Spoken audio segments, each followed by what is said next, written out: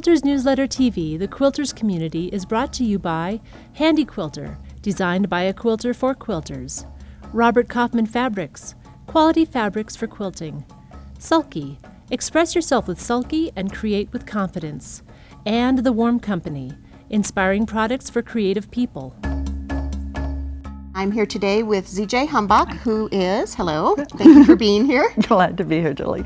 And she is the owner and operator of Dream Stitcher Studios out of Nederland, Colorado. And today we're going to talk about updating a design.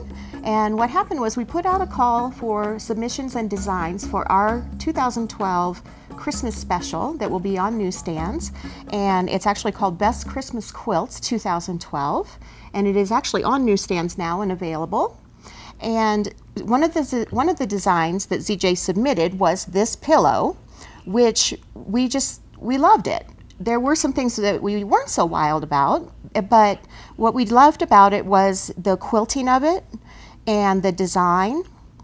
And the ruffle, I think the ruffle had to go. The ruffle had to go? The ruffle had to go. All right. But otherwise, we really liked this design, and it actually took us a while to realize that it's actually just a log cabin. I shouldn't say just a log cabin, because I love log cabins. But it's a log cabin block, and it's really the quilting and the way that she handled the fabrics that really brought the design all together. But we wanted something newer. We wanted something with new, fresh, modern fabrics. We thought, well, let's lose the ruffle and let's see a little bit more about how her design process would be to do that. So we said, ZJ, perk it up a little bit. So along those lines, she came back with this, which I love. This is so beautiful and cheerful and bright, and even though it's not Christmas holiday time, I'm feeling Christmassy just looking at it. So ZJ, please just explain a little bit with the fabrics and just everything that you did, the design process and the fabrics that you chose and why you picked those. First of all, this quilt, or this pillow, was one that I made approximately 15 years ago. And at the time, our family was very much into the traditional red, white, and green for Christmas. So at the time, this was wonderful.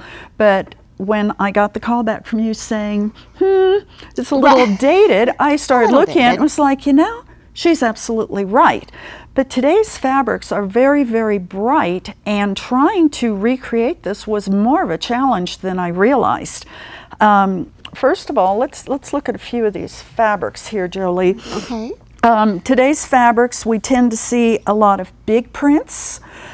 We tend to see a lot of prints with the gold and metallic in them, which are beautiful, but they wouldn't necessarily be my first choice on the pillow, partly because if you look back here, these are very small prints, and they're all in the same color tones, which is what makes this log cabin design work so well.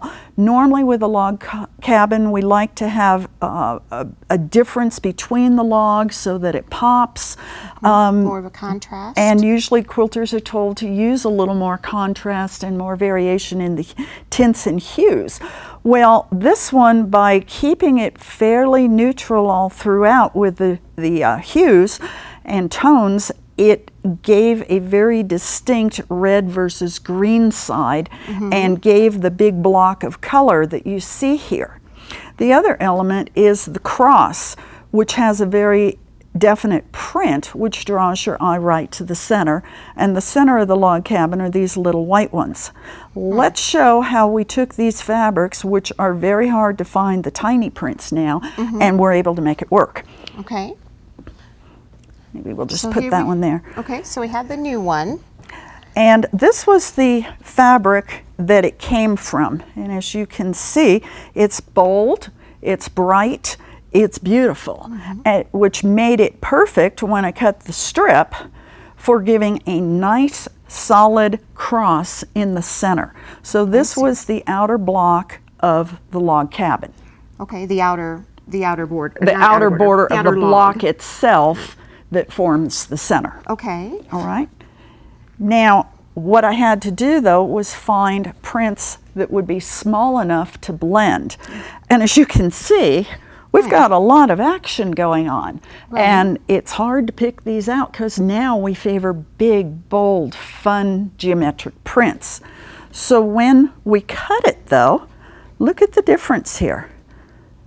Look at how you see just a tiny amount of print. Right, and then you do end up sort of with these bigger gaps in between. Yes. Now, what do these logs finish at? It's at 3/4, right? Yes, these are 3/4 inch logs, so by the time I get my seam on there, we're talking a very small amount of fabric. Okay, so is that the reason that this next fabric necessarily would not work, even if initially I went, ooh, you know, it's got... Two reasons this one won't work. One, it has the gaps, but more importantly, you have two color tones here that are competing. Is it going to be a red block? Is it going to be a green block? Okay. This one is a nice tight one, but again, you have a lot of gold metallic in here that will detract from your quilting. Okay, so not this one either. I would not use that. This one has a lot going on, but it will work because when I cut the block, I make sure I don't have the distinct white in there. I go for an area that's a little bit more subtle tone on tone, and the white works because it's just a single little line. It's very subtle, but it still kind of pops on the quilt. Okay, so you might do a little bit of fussy cutting to get exactly what you that's want where out this of the... came. Oh, okay. For the center blocks. What's actually the center? Yes, the little center of the log cabin. So you can have a lot of fun with the fabrics. It's just going to take a little more work and a little more thought to pull it off. Okay. Finally. Now I want to talk about the quilting because that is what really brings this whole thing together, I think. The first pillow, she used a gold fabric, but this time you did not, and you chose silver instead, but why silver? Is it just because it worked better with the fabrics, or? One, it worked better with the fabric. Number two, silver is hot right now. We're seeing it in our jewelry. We're seeing it in the brushed nickel for faucets and things like that. People are leaning toward the silver. It's brighter, it's livelier, it's bling, let's face it. So what I did here to make it more blingy is I double stitched the design. I stitched it once, I stitched it twice with a metallic thread. I made sure there was a double layer of batting underneath so that it would have more definition and depth. And finally, I took the design, I did it straight on square, if you will, in each block, but in the center, by rotating the design on point, it draws your eye to the center and gives more movement. And suddenly we have fresh and modern and exactly what we wanted for the magazine. So thank you very much, ZJ. That helps me immensely because I would have chosen different fabrics and then I would not have understood why I didn't get the results that I wanted. But again, this is the Christmas Pillow Winter Delights, and it is in our new Best Christmas Quilts 2012 special issue that is on newsstands now. You can also purchase it at our quiltandsewshop.com on the web. Thank you. Quilters Newsletter TV, the Quilters Community, is brought to you by Handy Quilter, designed by a quilter for quilters.